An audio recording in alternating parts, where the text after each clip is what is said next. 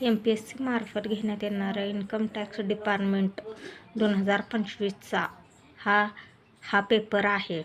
त्याची ही प्रश्नपत्रिका आहे. संच डी आहे, 1 तासाचा आहे, 100 गुण आहेत. 2025चा हा पेपर आहे, पण पेपर झाला होता 2026ला.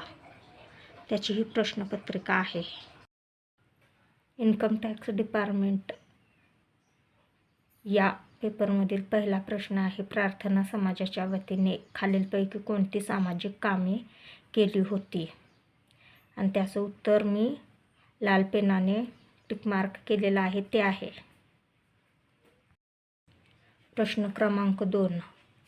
डॅश या मुंबई पोलीस कमिशनरने ब्रिटिश राजवटीविरुद्ध कारवाया करणाऱ्यांना फाशी देण्यासाठी वधस्तंभ उभारला होता?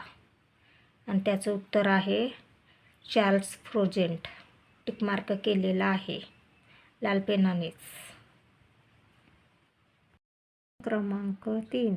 ब्रिटिशांनी मुझफ्फरपूर बॉम्ब खटल्या संबंधातील लिखाणाबाबत डॅश यांच्यावर देशद्रोहाचा खटला दाखल केला होता? आणि त्याचे उत्तर आहे लोकमान्य टिळक. लाल पेनाने टिकमार्क केलेला आहे. मी फक्त प्रश्न कोणते होते हे सांगणार आहे. उत्तरं तुमची तुम्ही हुडकून काढा. प्रश्न क्रमांक 4 अचूक जोड्या लावा आहे, पण याची मला उत्तर माहीत नाही, त्यामुळे तुमची तुम्ही शोधून लिहू शकता.